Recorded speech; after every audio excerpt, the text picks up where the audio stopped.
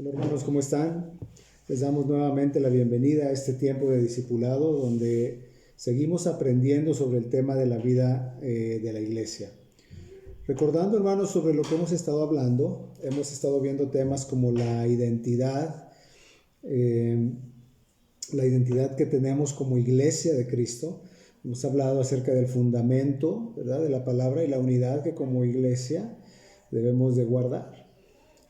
También hablamos de la comunión, de la amistad cristiana, de la membresía en la iglesia. Y en el último video, hermanos, hablamos sobre aquellos nuevos creyentes que Dios va añadiendo a su iglesia cada día.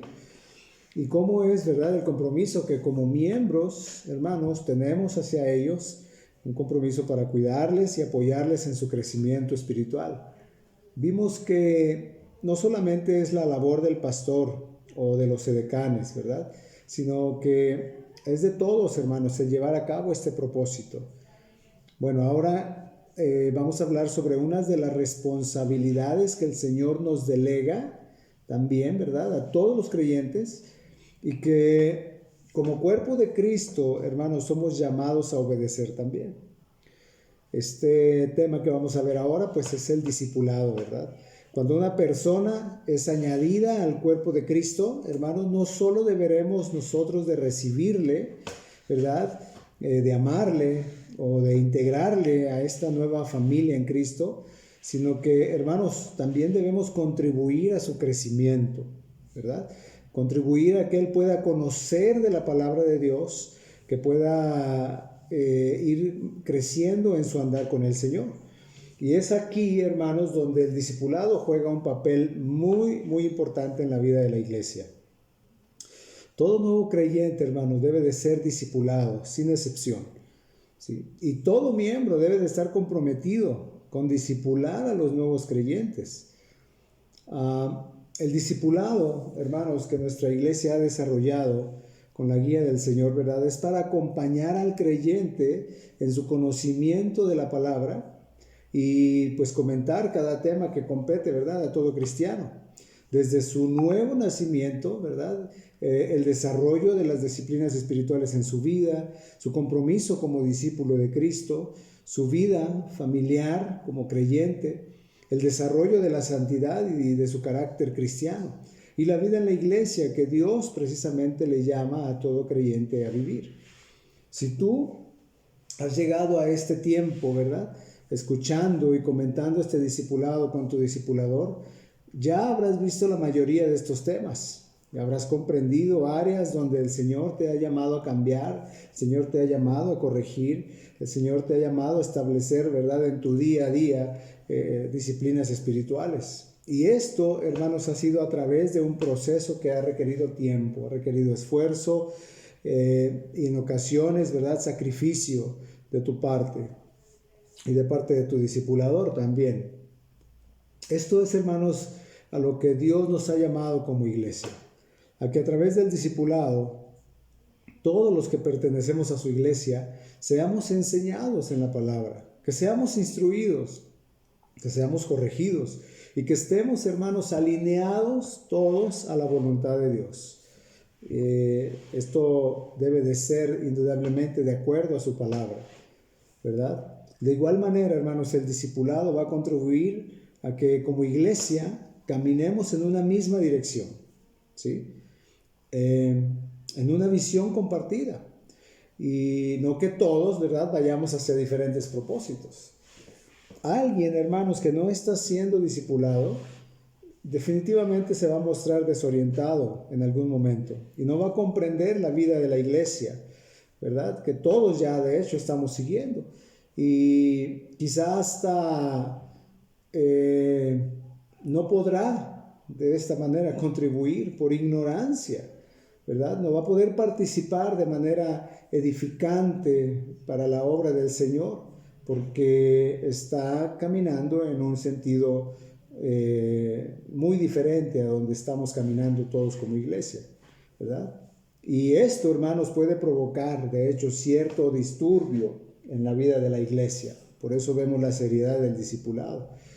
Hermanos, asumir el discipulado cristiano es la más clara muestra de madurez espiritual en la iglesia. ¿sí? Cuando de manera intencional nosotros buscamos transmitir nuestro conocimiento y experiencia en el Señor, ¿verdad? Enseñando a otros de una manera o de manera continua, ¿verdad? Y personalizada. Y cuando lo estamos realizando, de hecho, como un estilo de vida, esto, hermanos, es como tomar de la mano al nuevo creyente y acompañarle. Ahora bien, hermanos, para entrar al tema del discipulado, necesitamos primero comprender lo que la Biblia, de hecho, nos enseña, nos habla sobre el discipulado y nos habla lo que es ser un discípulo, ¿sí? En la Biblia, hermanos, un discípulo es presentado como alguien que sigue la vida y enseñanza de otra persona, ¿sí?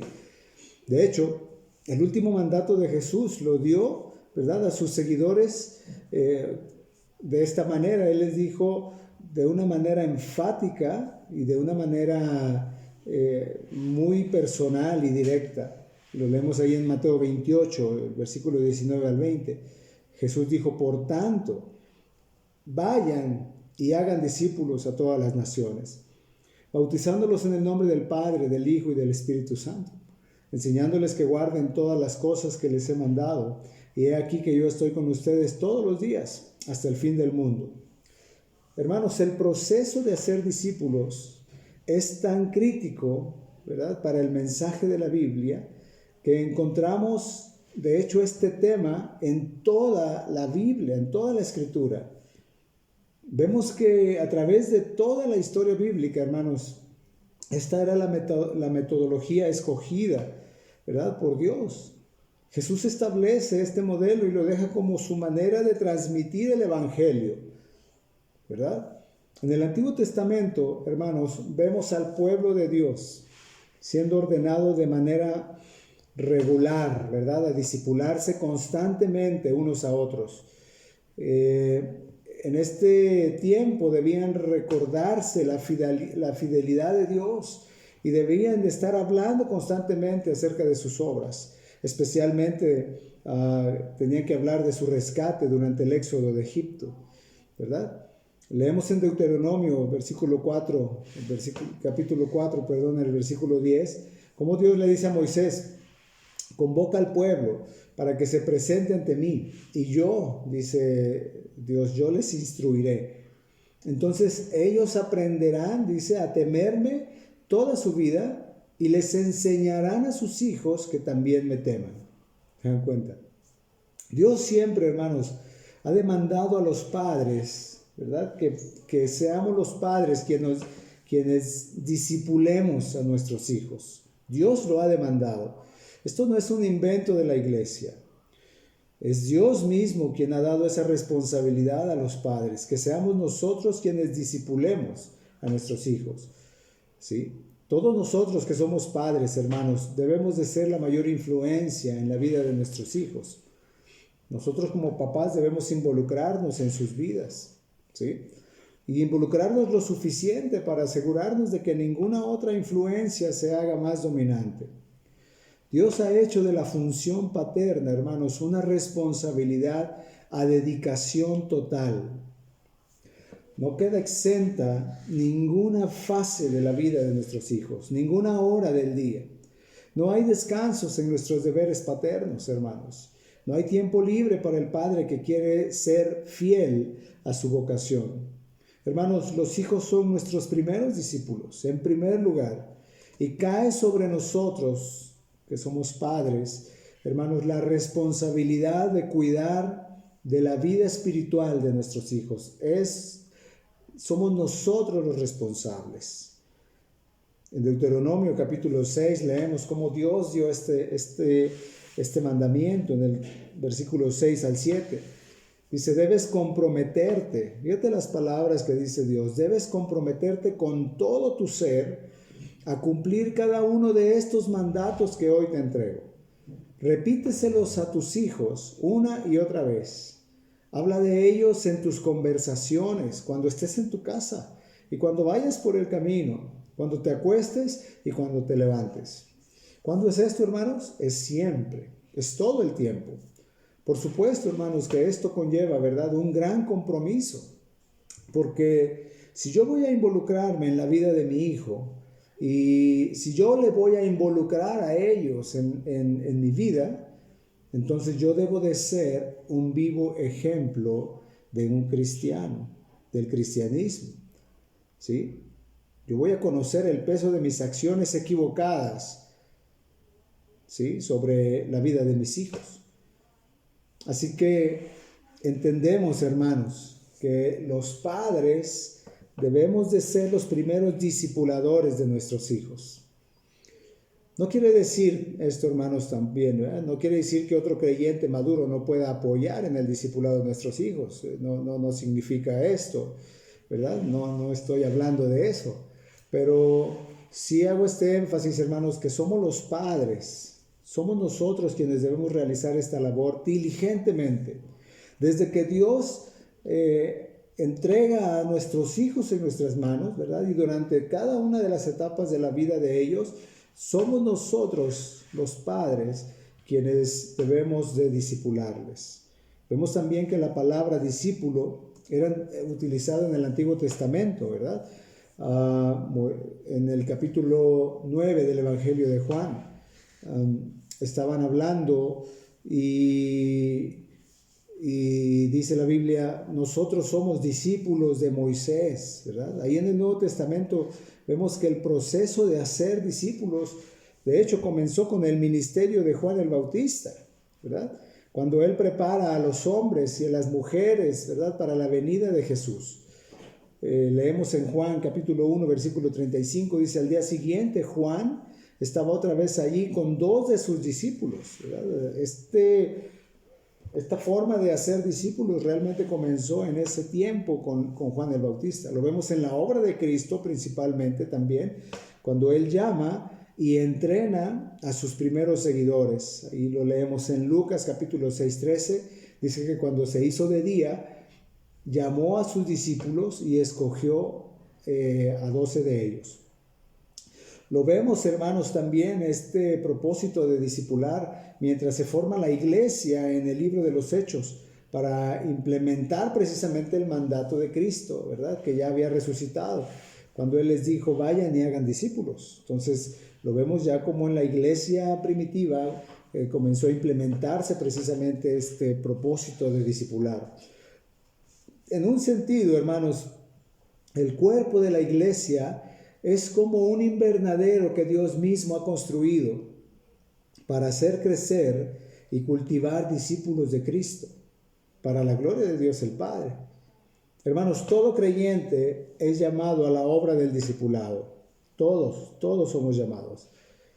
En primer lugar, ¿verdad?, ser discípulo y después a discipular a otros. Entonces, un discípulo muestra el deseo de ser un discípulo. Un discípulo que tiene el deseo de crecer, de aprender, él debe demostrar ese deseo. Dios mismo pone en ese creyente, de hecho, el hambre por aprender. Porque ese discípulo o ese creyente, hermanos, no se conforma con una sola enseñanza, sino que se interesa por conocer más, ¿verdad? Por tener más enseñanzas acerca de su Señor. Un discípulo, hermano, no es alguien que solamente escucha, sino que además se esfuerza en poner por obra todo lo aprendido. Y en ese aprender, de hecho, hermanos, ese creyente pues va creciendo en el conocimiento, ¿verdad?, de la palabra. Su dependencia de Dios va también creciendo. Y ese creyente entonces se va conformando al carácter de nuestro Señor Jesucristo. Ahora hemos notado, hermanos, ¿verdad?, en este tiempo que no todos los congregantes son llamados a ser discípulos, ¿verdad? Recordemos, hermanos, que algunos congregantes quizás no han experimentado tal vez un nuevo nacimiento. Y en esto, hermanos, no debemos de forzar a que ellos sean discipulados, ¿verdad?, hasta que Dios ponga en ellos ese llamado. Recordemos, hermanos, que el discípulo no es un llamado a seguir a Cristo de manera sencilla. El discípulo el que es un discípulo, hermanos, no tiene ese llamado a seguir a Cristo de una manera sencilla. Cristo nos llama a seguirle, claro. Y lo primero que Él nos pide es negarnos a nosotros mismos. Él nos pide que vayamos muriendo a nuestros propios deseos, ¿verdad? Que seamos partícipes de sus padecimientos, que anunciemos el Evangelio. Y en esto, hermanos, habrá quien no esté dispuesto a pagar este precio. Así es, ¿verdad? En otra instancia, todo cristiano, hermanos, es llamado a Dios a contribuir en la obra de la iglesia, ¿verdad? Para ser discípulos a través de relaciones deliberadas y mutuamente motivadoras, ¿verdad? Pero tristemente, hermanos, vemos cómo lo que más le cuesta a algunos creyentes, pues es asumir una actitud de compromiso, ¿verdad? Pareciera que nuestra tendencia más común es que la vida de la iglesia no nos comprometa demasiado. Y hay una tendencia muy fuerte en ese aspecto. Nosotros debemos de examinar nuestras vidas para darnos cuenta si verdaderamente somos discípulos de Cristo y si está en nuestro corazón el deseo de ser discipulados, ¿verdad? Que esta tendencia que es tan común, ¿verdad?, en la iglesia, que es a no comprometerte demasiado, no sea lo que en nuestros corazones esté imperando más, ¿verdad? No nos damos cuenta, hermanos, que solamente el encuentro con el Señor, solamente el encuentro con Cristo, ya significa un compromiso. Y de ahí parte entonces el compromiso para poder querer ser discipulado. Si yo me doy cuenta que el hecho de haber tenido un encuentro con Cristo ya me compromete, entonces yo voy a tener el compromiso también para querer crecer. Una manera como podríamos definir la obra del discipulado, hermanos, es la motivación intencional de cristianos, ¿verdad?, sobre la base de relaciones deliberadas, de amor y de entrenamiento en la palabra de Dios. Y de esta definición, hermanos, de hecho, podemos observar algunas cosas.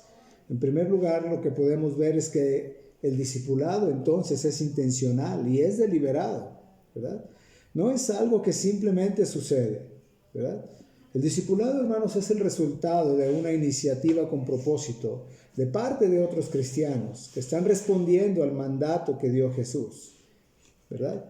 Así como Él hizo, pues ellos también, ¿verdad? Estos cristianos que están comprometidos, ellos deben invertir sus vidas con el propósito de enseñar a los demás, ¿a qué? Pues a seguir a Cristo.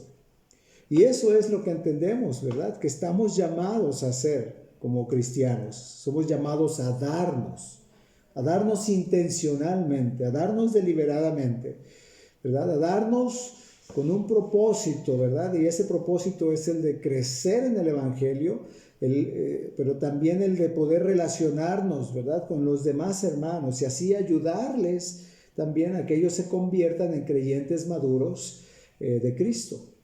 Esto, hermanos, esto va a demandar del discipulador, ¿qué cosas? Bueno, va a demandar tiempo, va a demandar dedicación, paciencia, en muchas ocasiones, ¿verdad? Mucha paciencia.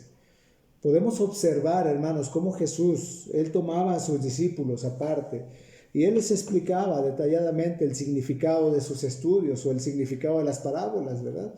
Cristo se reveló a ellos poco a poco, a fin de que sus discípulos pudieran comprender paso a paso, ¿verdad?, su voluntad y su propósito. Y de esta manera, Cristo les fue explicando el significado de su vida.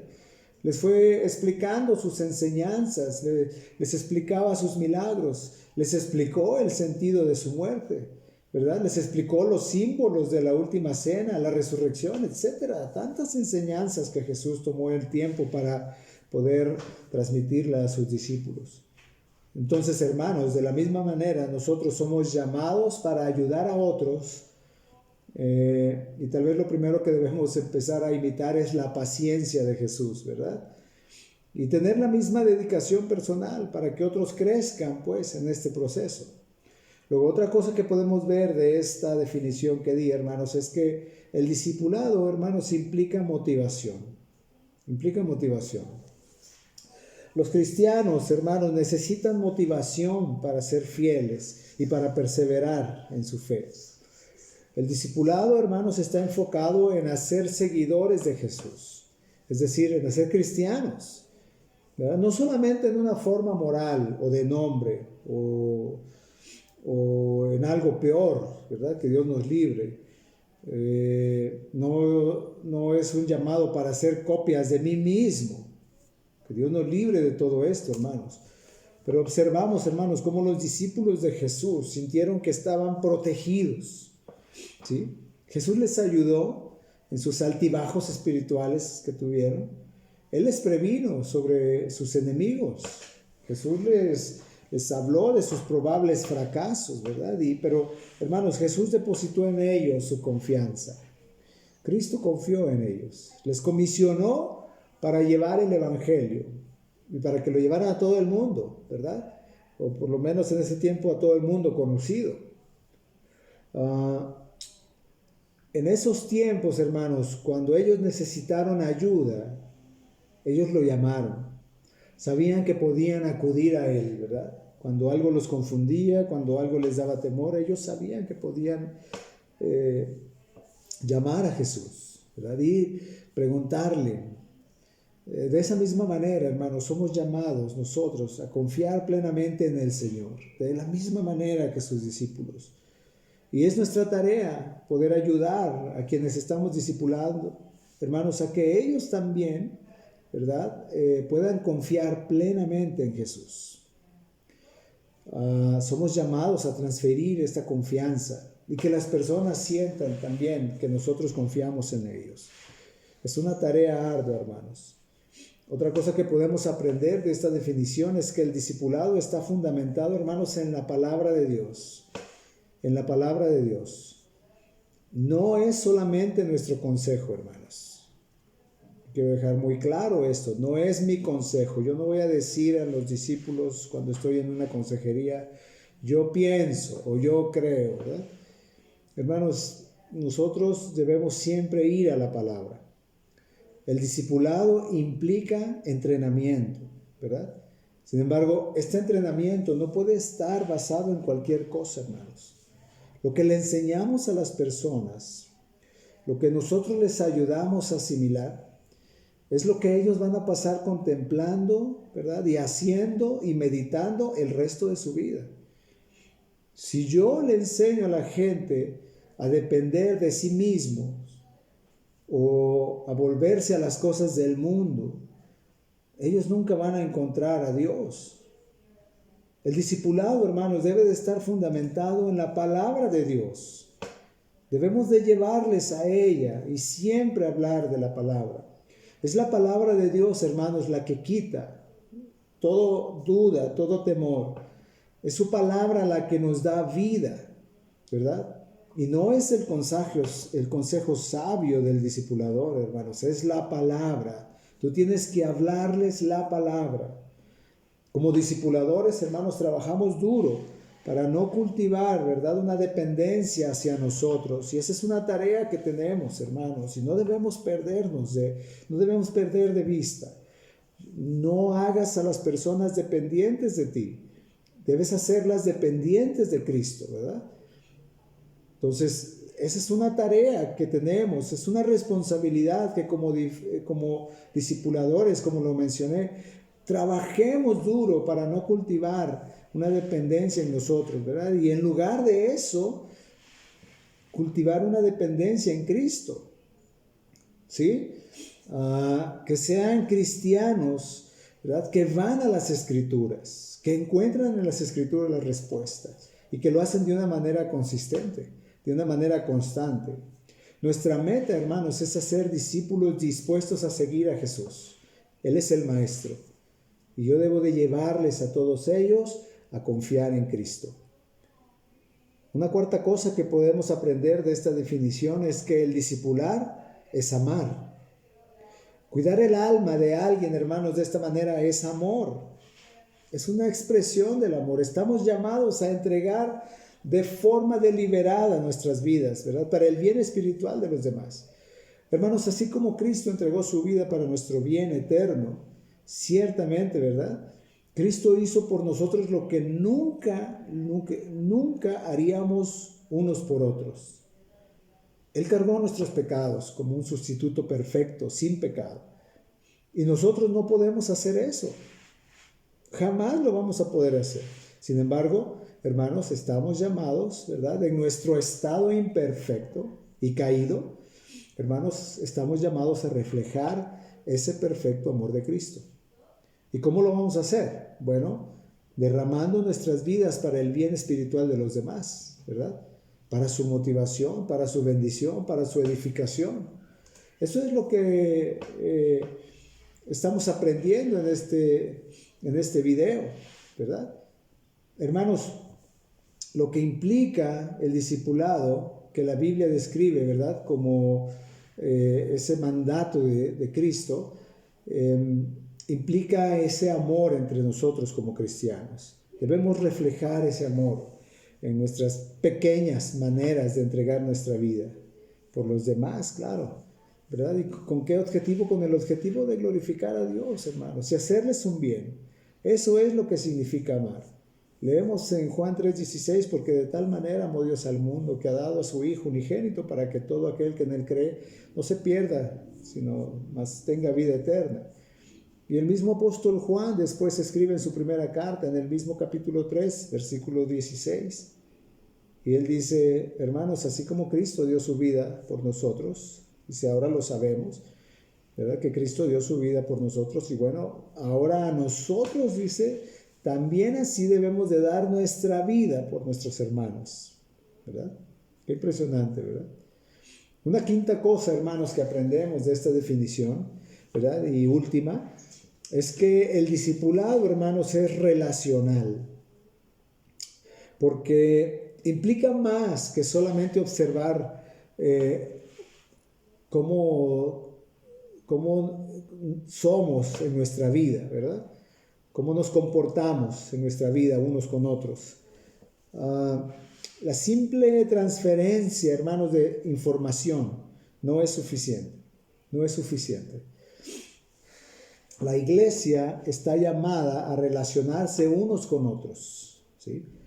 ¿Para qué, hermanos? Para añadir un aspecto precisamente relacional, de intimidad diferente, ¿verdad? En todo lo que se hace.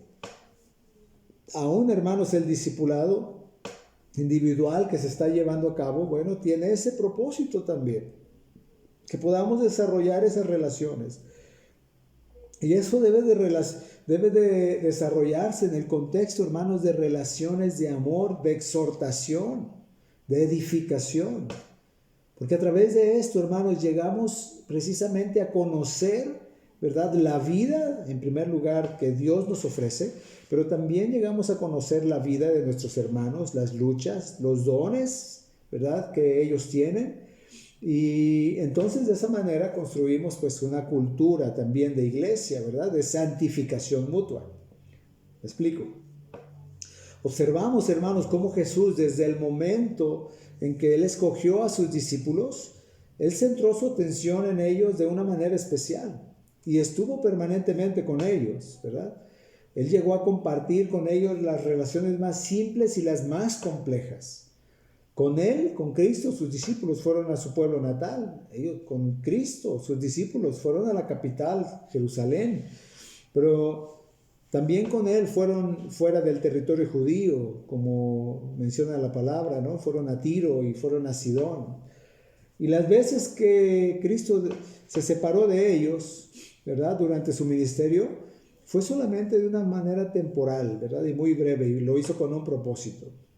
Podemos ver esos ejemplos cuando Él se separó ahí en Lucas 9 y en Lucas 10. En esta constante relación de Cristo con sus discípulos, hermanos, ellos pudieron observar y apreciar una vida transparente en Cristo. Observamos cómo Jesús, ¿verdad?, fue preparándoles con la consigna de que en su ministerio Él no estaría siempre de manera presente y que Él algún día se iría. Y ellos debían entonces de seguir su ministerio. Así que habiendo comentado, ¿verdad?, en este tiempo, en este video, lo que implica el discipulado, Entendemos, hermanos, que el Señor espera de nosotros un compromiso total para asumir esta misión. Hermanos, es sumamente revelador el hecho de que Jesús cierre, ¿verdad?, su ministerio, dejando un énfasis concreto y una demanda tan seria para cada creyente y para toda la iglesia, ¿verdad? Algo como la gran comisión. La misión que Jesús dejó, hermanos, comienza por cada uno de nosotros y cobra forma y se hace visible en la iglesia. Es evidente, hermanos, que debe de existir en nosotros la actitud de estar en comisión, Debe ser parte de nuestra vida como cristianos, independientemente de lo que hacemos en nuestra vida personal. Cuando en Mateo 28, 19, ¿verdad? Y versículo 20, Cristo dice enseñándoles que guarden todas las cosas. Quiere decir, hermanos, que se trata de un arduo camino de dedicación y de formación persona a persona. Y aquí también, hermanos, habrá que enseñarle, ¿verdad?, que ese creyente también debe en algún momento enseñar a otro creyente, enseñar a alguien más. Y así entonces todo creyente en la iglesia va a ser un discípulo y va a ser un discipulador, ¿verdad? En nuestra iglesia, hermanos, tenemos el ministerio de discipulado que se encarga de acercarse a los hermanos que no han llevado este curso y se encarga también de invitarles y animarles a tomar el tiempo para ver los videos y para comentarlos con su discipulador. Este ministerio trabaja en equipo, hermanos, con el ministerio de bienvenida que va conociendo de cerca, ¿verdad?, a los nuevos creyentes, a los nuevos congregantes. Y de esta manera entonces puede dar a conocer a estas personas, a los coordinadores del discipulado, que tenemos estos ministerios para trabajar con las vidas de los nuevos creyentes. Si tú sabes de algún congregante que aún no comienza este discipulado, puedes acercarte a los coordinadores para comunicárselo y ellos puedan darle entonces ese seguimiento. Hermanos, ahora que hemos comprendido lo que es el discipulado, debemos conocer que existe una relación entre el discipulado y la consejería, pero también existen algunas diferencias entre ellas. Entendemos que todos somos llamados a discipular, ¿verdad? Ya lo explicamos. De hecho, ningún miembro, hermanos, de la iglesia debe de estar sin discipular a otros congregantes, ¿verdad? Porque ese es un llamado. Es una labor de toda la iglesia, lo vuelvo a reiterar. Pero cuando hablamos de consejería, hermanos, debemos observar algunos principios y también comprender las similitudes y diferencias entre el discipulado y la consejería. Pensemos en esto como si fuera un río. Nuestro discipulado en Cristo es como sentarse, hermanos, en un bote, en un río, ¿verdad?, que fluye hacia Él, ¿no? En ocasiones, pues, el río está rocoso, o en ocasiones está lento, en ocasiones va muy rápido, otras veces está turbulento, etcétera. Pero gracias a Dios, ¿verdad?, su Espíritu está siempre acercándonos a Cristo, aumentando nuestro amor por Él, por su palabra y por su pueblo. Y conforme avanzamos en el río, hermanos, nuestros hermanos y hermanas nos ayudan al discipularnos. Y nosotros les discipulamos también a ellos. Pero cuando algún creyente se llega a salir del río, ¿verdad?, y para regresar entonces necesita un empujón de otro creyente, y luego pues tal vez necesita recargar su equipo, necesita descansar o necesita un periodo de tiempo para enfocarse en los problemas, ¿verdad?, que les impiden continuar, y necesita también planear estrategias antes de continuar su recorrido. Bueno, eso es la consejería. En el discipulado los creyentes permanecen siempre en el río, siempre están en el río avanzando. Pero en la consejería, el consejero y el aconsejado escudriñan las escrituras, oran y trabajan en estrategias para remover los obstáculos en el camino, ¿verdad? Luego el consejero pues envía a sus hermanos y a hermanas nuevamente al río, que los va a seguir conduciendo a Cristo. ¿Me explico? Así que Hablemos entonces de estos principios que nos van a ayudar a comprender la consejería. En primer lugar, hermanos, la naturaleza de la consejería es que la gente viene solo cuando están luchando con un problema, ¿verdad? Esa es la naturaleza de la consejería. Normalmente así es como se da. Cuando tu automóvil se avería, hermanos, lo llevas a un taller pues para que te lo reparen, ¿verdad? Entonces, cuando un cristiano no está bien, bueno, va a un pastor, va a nuestro pastor o a un consejero, a un hermano maduro, ¿verdad? En busca de ayuda. Hermanos, la consejería se produce en respuesta a problemas percibidos, ¿verdad? En la vida de una persona. El discipulado es algo constante, ¿verdad? En el que la persona va comentando sobre temas bíblicos para ir estableciendo precisamente esos principios en su vida. Ahí pueden surgir dudas sobre su vida personal, pero no es en sí una consejería, porque una consejería se da cuando existe un problema en particular. Así que específicamente la consejería es iniciada por un problema en particular, ¿sí? El segundo principio, hermanos, es que la consejería bíblica es cuando un creyente maduro contribuye al crecimiento espiritual de un hijo o de una hija de Dios, ¿sí? Y lo hace por medio del poder precisamente del Espíritu Santo, ¿verdad? Bajo la dirección, bajo la influencia, ¿verdad? Bajo la autoridad de la palabra de Dios. Para que a través de las circunstancias permitidas por Dios, hermanos, ese hermano o esa hermana, ¿verdad?, pueda ver la vida y reaccionar ante los eventos a través de un lente bíblico y con una perspectiva precisamente bíblica de la vida. Así que para poder aconsejar, hermano, tú debes de conocer lo que la palabra dice acerca de la problemática que la persona está enfrentando. Esa es la importancia de conocer la palabra, ¿verdad? Porque la consejería no se debe de centrar en el problema. La consejería se debe de centrar en Cristo, ¿sí? Y hermano, si tú buscas consejería y el consejero no enfoca tu problema a ver a Cristo, a ver la palabra, tienes que saber, estás corriendo el peligro de estar recibiendo una cosmovisión humana en lugar de una cosmovisión bíblica. Y si tú eres quien está dando el consejo, hermano, tú debes de conocer qué es lo que dice la palabra de Dios. El tercer principio, hermanos, como la consejería tiene que ser bajo el poder del Espíritu Santo, ¿verdad? Y bajo la dirección de la palabra, el discipulado y la consejería bíblica son solamente para creyentes. En ambos, hermanos, el consejero y el aconsejado tienen que ser personas en quienes mora el Espíritu Santo. Una persona que no ha nacido de nuevo no podrá manifestar fruto a través del discipulado. Y lo que es lo conveniente para esa persona, pues en primer lugar es escuchar el Evangelio, ¿verdad? Porque de otra manera solamente se le estará moralizando, pero no estará el Espíritu Santo transformando su vida por medio de la palabra. El discipulador y el consejero no están ahí para hacer sentir mejor al aconsejado, ¿sí?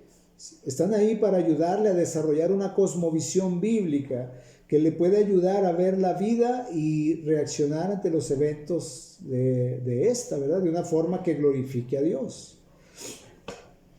Solamente, hermanos, el discipulado, como hemos hablado, es estar pendiente del crecimiento de esa persona.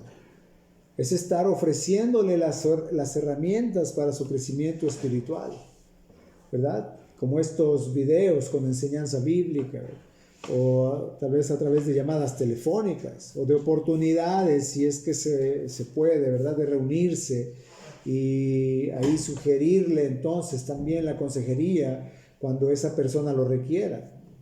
Pero, hermanos, ni el discipulador ni el consejero se apropia de la persona, ¿verdad?, ni le forza de ninguna manera a hacer lo que se le ha enseñado o se le ha aconsejado.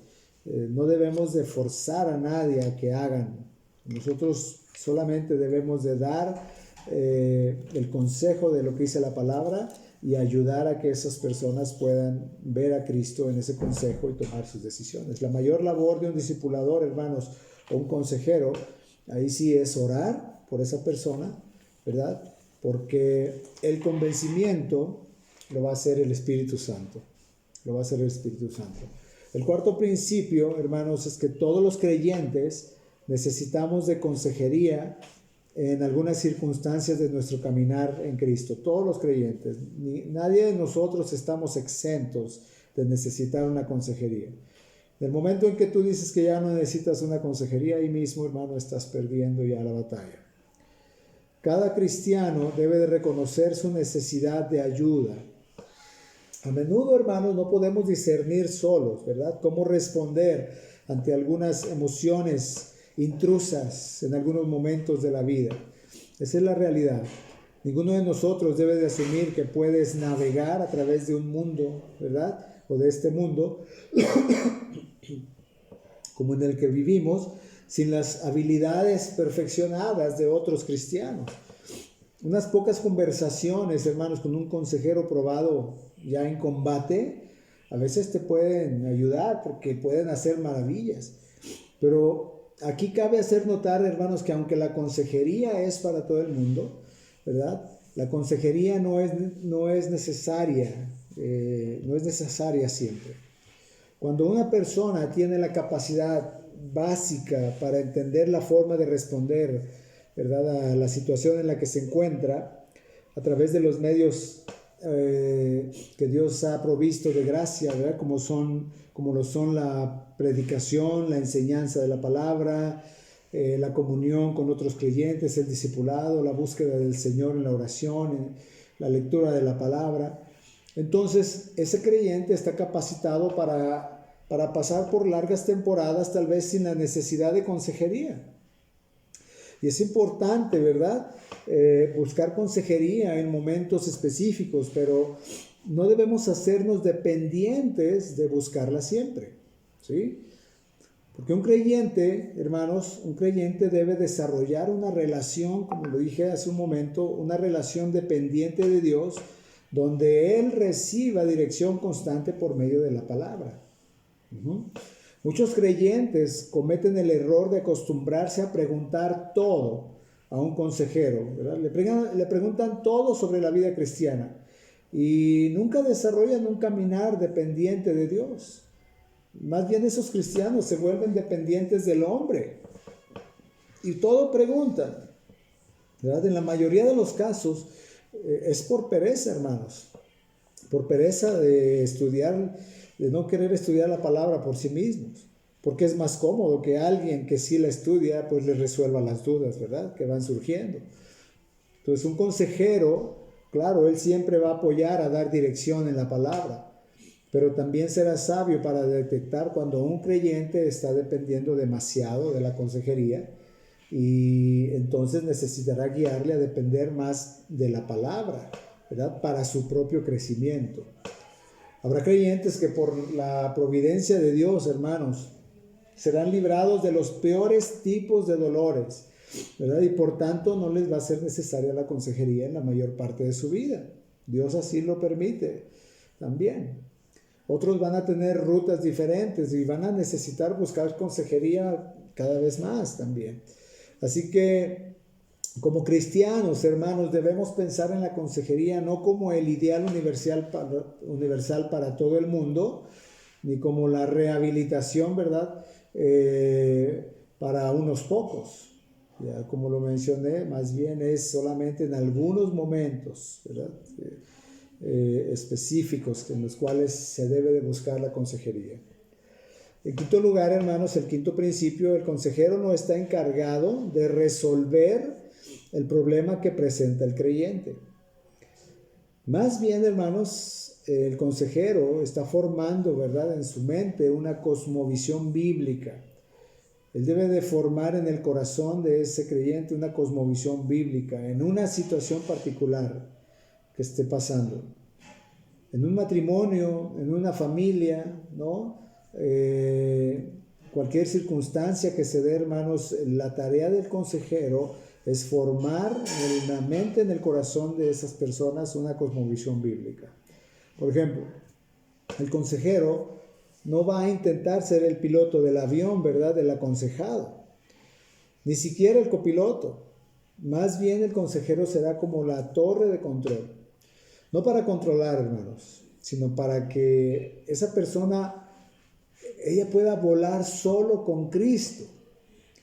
Y cuando necesite aterrizar y que ya haya experimentado, ¿verdad?, esa turbulencia, bueno, entonces llame a la torre de control y le diga, oye, estoy en problemas, ¿qué hago? Por eso es que el aconsejado no debe de pensar que su vuelo depende del consejero, sino que él o ella solamente le va a proveer las directrices, ¿verdad?, cuando su vuelo tenga turbulencias. Y de esa manera entonces les ayudamos a que puedan centrarse, hermanos, en Cristo y que puedan confiar en Cristo. El sexto principio, hermanos, cuando se trata de discipulado, la iglesia se acercará a los creyentes para estar al pendiente de sus situaciones. Miren, en el discipulado la iglesia toma esa iniciativa, pero cuando se trata de consejería debe de ser voluntaria, ¿sí? ¿Ven la diferencia? La persona debe de apropiarse del problema que tiene y reconocer que necesita ayuda, ¿verdad? Y se le puede entonces sugerir que busque la consejería, ¿verdad? Pero esta debe de ser de su propia voluntad. Él es quien debe de querer buscarla. El séptimo principio, hermanos, es que la consejería no es un estado permanente, ¿sí? Y el discipulado sí lo es. Estamos siendo discipulados y eso va a ser de una manera permanente hasta que ya Cristo venga por nosotros. Y la consejería no es un estado permanente. A medida que un cristiano comienza a ver sus problemas, ¿verdad?, desde la perspectiva de Dios, bueno, ese cristiano no va a necesitar más consejería. El problema original que le condujo a la consejería, de hecho, va a ir disminuyendo. Hermanos, la buena consejería va a guiar al creyente a no depender de la consejería, ¿sí? Que no dependa por mucho tiempo, sino que va a guiarles a encontrar la manera precisamente de depender de Cristo, de su palabra y de la comunión con los hermanos. Así que, hermanos, haciendo un pequeño resumen ya de lo que hemos hablado, entendemos que tanto el discipulado como la consejería son partes fundamentales de la vida de la iglesia, ¿verdad? El discipulado es llevar a una persona a ser discípulo estable, dedicado, comprometido, fructífero, maduro, para que en un tiempo determinado él pueda repetir el proceso en la vida de otro. Cada cristiano debe de discipular a alguien y ser discipulado por alguien, y eso es constante, hermanos, ¿sí? Porque Jesús lo consideró algo de mucha importancia, ¿verdad? Es necesario, hermanos, que dediquemos nuestro esfuerzo de ver el discipulado en la iglesia como algo muy serio y muy necesario. La cultura de discipulado debe de ser algo normal en la iglesia. Todos los creyentes debemos promover, ¿verdad?, esta privilegiada labor que Dios nos dio. Así que, hermanos, al llegar a este video entendemos que tú estás siendo discipulado. Pero si aún no estás discipulando a otro, ¿verdad?, a otro creyente, pues comienza a orar por aquellos discípulos que Dios va a traer a tu vida. Acércate a los coordinadores de este ministerio para recibir una capacitación y dispón tu corazón para este servicio, ¿verdad?, al que todos hemos, como ya lo mencioné, hemos sido llamados. Serás parte, hermano, para apoyar a otro creyente en el conocimiento de la palabra, ¿verdad? Serás parte para apoyar a otro a que puedas contestar sus preguntas, sus inquietudes. Vas a poder ayudarle a desarrollar un interés cada vez mayor por tener una comunión con Jesús. Serás testigo de su crecimiento espiritual. Y cuando consideramos, hermanos, nuestras bendiciones, no solamente debemos pensar en cuán agradecidos, ¿verdad?, debemos estar, sino también debemos pensar en cuanto a la manera de compartir nuestras bendiciones con otros, ¿verdad? Cuando Jesús envió a los 12 en la comisión, ¿verdad?, Él les dijo, de gracia recibieron, den de gracia, ¿verdad? Lo leemos ahí en Mateo 10:8, ¿verdad? Esa comisión limitada que hubo, donde Cristo envió a sus discípulos y les dijo: lo que ustedes recibieron de gracia, eso también denlo de gracia. Dar de gracia, hermanos, es algo a lo que Jesús nos llama. Debemos dar de gracia porque esa es la manera, hermanos, en que Dios nos ha dado, en primer lugar, de su gracia. Y en la manera de dar gracia, nosotros, hermanos, no debemos esperar nada a cambio. Si tú vas a dar de gracia, hermano, no debes estar esperando nada a cambio. Debemos hacer un hábito de dar a aquellos que no pueden pagarnos, ¿sí? Pensemos, hermanos, en lo agradecidos que debemos estar nosotros con nuestro Señor Jesucristo, que dio su vida en la cruz para nuestra salvación. Perdón. Nos dio todo, hermanos, sin merecer nada y sin pedir nada a cambio. Entonces tengamos presente que una de las mejores maneras de ser agradecidos, hermanos, hacia Él, es poner el interés y el esfuerzo, ¿verdad?, en aquellas personas que para Él, para Jesús, son importantes, ¿verdad? Y hacerlo ahí, como en el discipulado que estamos llevando. Hermanos, Dios siempre va a traer a las personas a quienes podamos discipular. Hermanos, que la bendición de servir a otros sea una satisfacción para nosotros por el gran amor que le tenemos a Cristo. Vimos también que la labor principal del discipulado debe de ser realizada por los miembros de la congregación. Y la consejería, hermanos, debe ser realizada por consejeros capacitados por la iglesia para cuidar específicamente que se pueda llevar a un entendimiento de la palabra, pues al aconsejado, ¿verdad?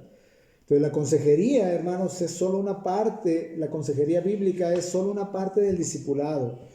Un discipulador podría ser un consejero, ¿verdad? Y un consejero es primero, hermanos, un discipulador, ¿sí? La consejería debe de ser una actividad temporal, como ya lo mencioné. El discipulado es una actividad permanente. Entonces el consejero envía a los navegantes de regreso al río del discipulado, ¿ya? Allí los creyentes continúan siendo edificados en su fe a medida que se van involucrando en el discipulado personal con otros miembros. En nuestra iglesia, hermanos, se capacita continuamente a consejeros para apoyar a los hermanos que se salen del río por un periodo de tiempo, así como a discipuladores también, ¿ya?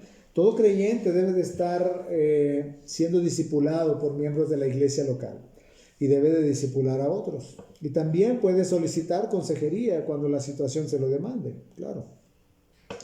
Cuando presente algún problema o alguna circunstancia que no han encontrado dirección, ¿verdad? O que se siente confuso tal vez sobre lo que la palabra muestra acerca de su conflicto. Bueno, ahí puede él pedir una consejería. Hermanos, nadie que asiste a consejería debe de ser mal visto o no debe de ser juzgado por sus hermanos, ¿verdad? Todos necesitamos en algún momento consejería. En algún momento de nuestro andar cristiano necesitamos buscar la ayuda de un consejero bíblico para poder volver al río, ¿sí? Así que, hermanos, tenemos un compromiso dentro de nuestra iglesia, ¿verdad? Nuestra iglesia local. Ese compromiso es para cuidar y preservar una adecuada cultura de discipulado y consejería. Entonces, que Dios nos ayude a ser fieles en este llamado y a atender a aquello a lo que nuestro Señor Jesucristo le dio tanta importancia. En la parte de abajo, en los comentarios, hemos estado dejando ya las preguntas para que ustedes las puedan leer y para que las puedan contestar directamente de ahí. Vamos a orar y vamos a poner este tiempo en las manos del Señor. Padre, queremos darte gracias porque tú nos has dado este llamado, Señor, en primer lugar al discipulado, a poder ir creciendo en el conocimiento, en el entendimiento de tu palabra. Pero también nos has llamado, Señor, que en momentos específicos de nuestra vida podamos tener la humildad, la sencillez para ir y pedir ayuda a nuestros hermanos que son más maduros, Señor, que nosotros. Ayúdanos a que podamos ir cumpliendo este llamado que tú nos has dado, Padre, y que juntos podamos ir edificándonos unos a otros en amor. Oramos Todo esto, Señor, en el nombre de Jesús. Amén. Que el Señor les bendiga, hermanos.